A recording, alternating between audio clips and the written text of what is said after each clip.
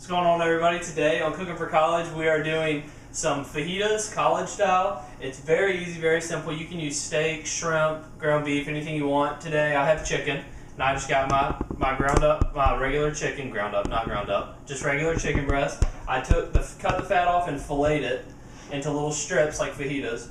All right, and now I'm just gonna put them in my frying pan. And you can only get a pack of chicken, which has like 3 chicken breasts in it, and that'll feed a fair amount of people, especially the way I'll do it. You'll probably feed, I don't know, 4 or 5 people with it, and it's like $4, $5. If you get it on sale, sometimes you get it for like $3.50. That's the good day. When it's like that, I buy lots of it. Alright, but I got my hot pan, and I just stuck my chicken in there. I'm going to cook that until it gets white, fully cooked through. And then I'm going to take this, it's 3 pepper and onion blend, and it's just frozen, already pre-cut. It's a lot cheaper because peppers are like $5 a pound, and that's just too expensive. So I'll take that.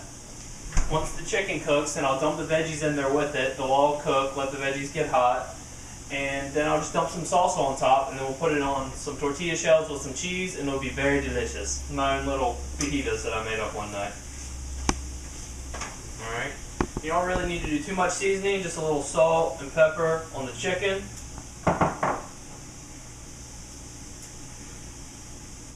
Alright, so the chicken's getting it's getting fully cooked, it's getting a little brown on the edges, getting crispy, that's good. And now, from a suggestion from Helen, who's laying on the chair behind you, because Agnes is filming today, little cayenne pepper just to spice it up a little bit. Just a little bit, you don't want it too much, you don't want to burn your mouth, but just a little bit. Give it a good kick. Alright, now the chicken's fully cooked. You just take this 3 pepper and onion blend. It's in the frozen food section. You can get like 10 for $10, and they've got like beans, and they've got any kind of vegetable ever. And I just dump that right there on top. And then it'll take a second, and they're frozen, like I said, in the frozen food section, so obviously they're frozen. And it's just got to mix around and let them de-thaw and saute a little bit. Those go. Make sure you have a nice big pot for this. This has got a lot of stuff that you just dump on top, so you need a big pot. You need a little more salt and pepper. Another way to spice it up, if you like spicy Mexican food, you can get spicy salsa or something like that. I think I just have I have medium hot, so it'll have a little spice in it.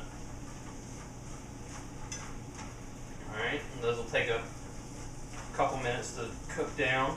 Alright, so now the peppers and everything have cooked down, the peppers and the onions, and they had a little bit of water in it after you were cooking, or once you cook them and they de-thaw in the frying pan, they leak a little bit of water. So you can just kind of, you know, like brush everything away like this, and you can dump it in the sink. I already did that, sorry I didn't show you. But, alright, so now that everything's good and hot, I turned it up a little higher once I threw everything in the pot, just so it'll cook a little faster, and I'll turn it back down a little bit. I'm just going to take whatever kind of salsa you like. You know, you can get chunky or good fresh salsa, or just really any kind you want. And you just dump it right there on top. Make sure you get all the good stuff. Alright. Alright. You set that over there. Now you just mix the salsa in with everything else and let the salsa get hot. And if you want to, you can add some taco seasoning or something, but you really don't need to once you add the salsa. The salsa gives it a good Mexican flavor. And it saves, because salsa's good for you, just raw chicken's good for you. Obviously peppers and onions are not going to kill you. So this is a good healthy meal. And you can mix it all in. So now you got good color with the red and the green and the yellow, and then the salsa in there. And it smells amazing. It smells very delicious. And now to fix it up, you just want to get a plate and a tortilla. If you have a quesadilla maker from Target, they're like 20 bucks, one of the greatest things ever. You can just throw all this on here and drop it in the quesadilla maker. But I don't have mine with me in Savannah, so I'm just going to take a little bit of cheese. I got sharp cheddar that I grated, like that. Roll this away. Okay, and now I'm just going to get a big spoonful of everything.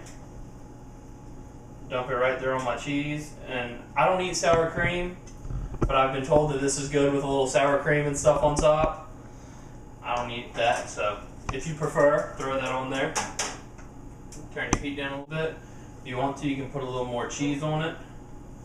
Now you've got a nice big taco fajita combination. Full messy, but very delicious. Alright everybody, that's Cooking for College.